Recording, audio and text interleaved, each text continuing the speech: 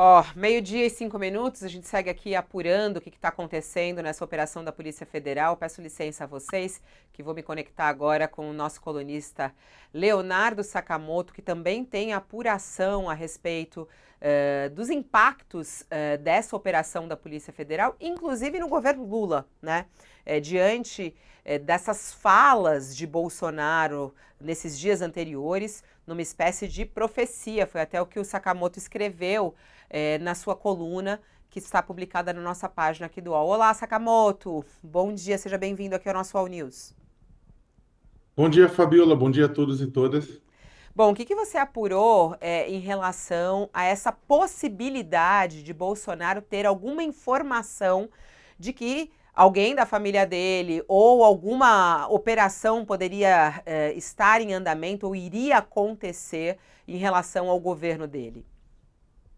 Fabiola, para fontes com as quais eu conversei, tanto no Palácio do Planalto quanto no Ministério da Justiça, as postagens nas redes e aplicativos de mensagem por parte do ex-presidente Jair Bolsonaro apenas reforça, né, a percepção de que existe ainda um gotejamento ou um cano, né, um duto de informação indo do atual governo para membros do governo passado, né? Ou seja, a questão não é se existe vazamento de informações sensíveis deste governo para o governo passado, mas é que tipo de vazamento é esse e quem está realizando esse vazamento.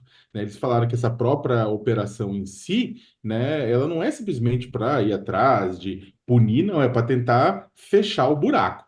Né? E aí o que que acontece, né? Por que que eu estou colocando, você colocou profecia, eu também, só para o pessoal que está acompanhando a gente entender que a gente não está falando do Nostradamus, não, né? A gente está falando de Jair. O que que acontece é que passou a ser divulgado nas redes do ex-presidente, começou no Telegram, em grupos no dia 21 de janeiro, depois no dia 24 de janeiro teve uma postagem no Twitter, dia 24 de janeiro, que foi véspera da ação contra o Alexandre Ramagem, porque se hoje teve uma ação contra o Carlos Bolsonaro, filho 02 do presidente, que é apontado como o coordenador do chamado Gabinete do Ódio, que seria uma estrutura montada no seio do Ministério do Palácio do Planalto, com assessores coordenados pelo Carlos Bolsonaro, com o objetivo de atacar adversários, juízes, políticos, desafetos, jornalistas, advogados, qualquer um que colocasse algum problema para Bolsonaro, né? Então, o que acontece? A operação de hoje visa buscar informação, entender se informações obtidas ilegalmente através de espionagem estavam fluindo para Carlos Bolsonaro, fluíram para Carlos Bolsonaro.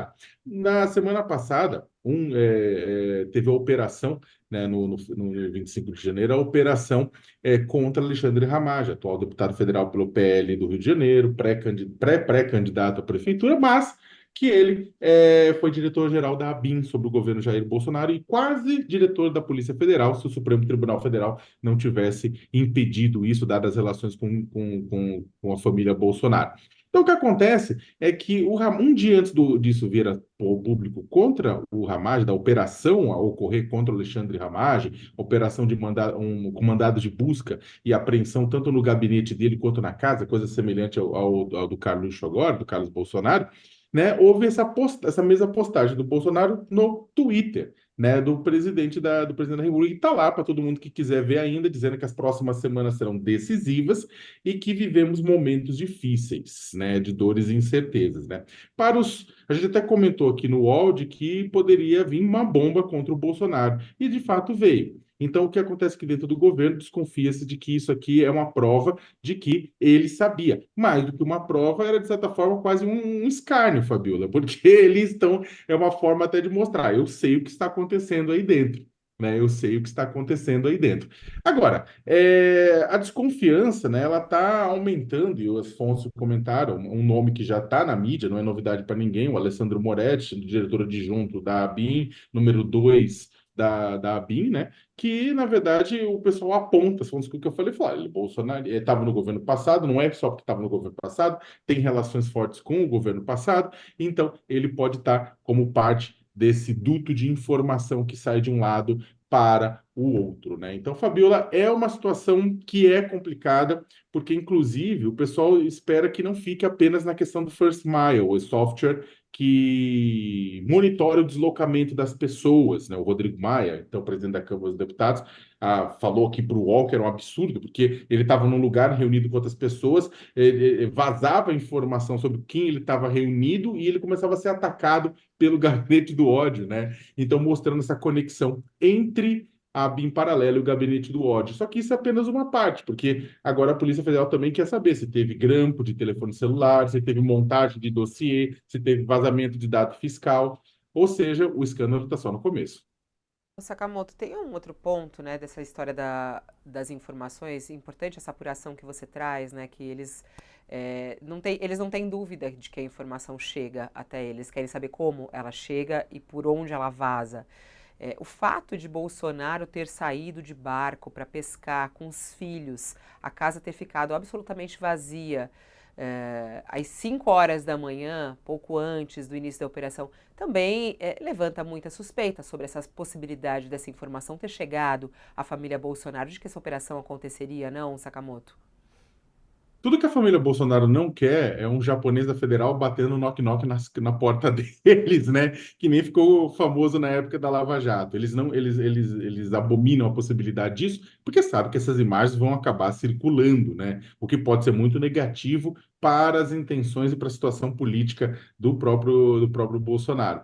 Agora, coincidências acontecem. Cabe à Polícia Federal e à investigação da Polícia Federal mostrar o que é coincidência e o que não é coincidência. Só que a gente que cobre política, Fabiola, sabe que coincidências raramente acontecem, sabe? Coincidências acontecem quando são fatos muito bizarros, assim de. Agora, quando são fatos que caminham para aquela situação, quando você tem fatos bizarros que totalmente jogados, acontece, tipo, o imponderável da Silva está aí provocando gargalhadas neste Brasil que tem como um grande roteiro uma comédia dramática. Só que o fato é que é difícil imaginar que é uma coincidência quando todos os fatos caminham para a mesma direção.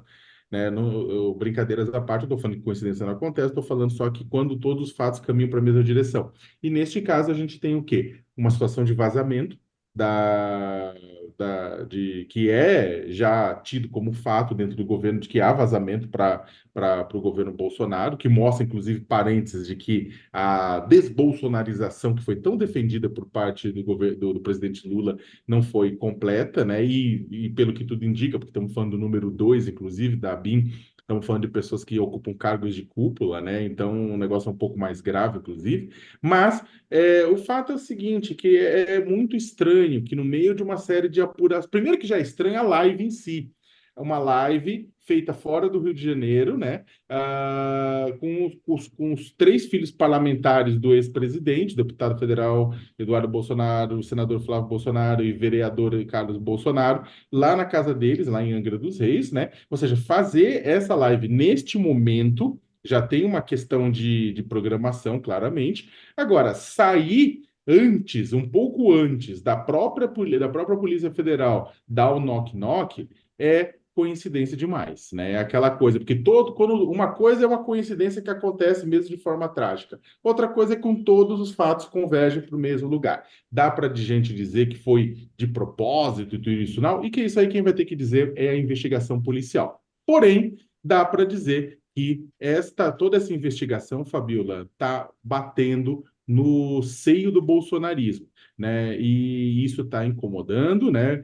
Pode parecer um ato, olha, eles driblaram a justiça, mas quando você começa a driblar a justiça, quando você começa a driblar a polícia, é que você sabe que as coisas estão apertando. É claro que chegando no o filho 02, responsável por toda a estratégia digital do presidente, é claro que isso vai forçar, vocês mesmos estavam comentando aqui, que vai forçar o bolsonarismo a pedir uma resposta. A questão é que pedir a resposta, né, a isso, do ponto de vista do Congresso contra o Supremo, contra a polícia, vai ficando difícil à medida que você tem a quantidade de evidências que estão colocadas em cima da mesa.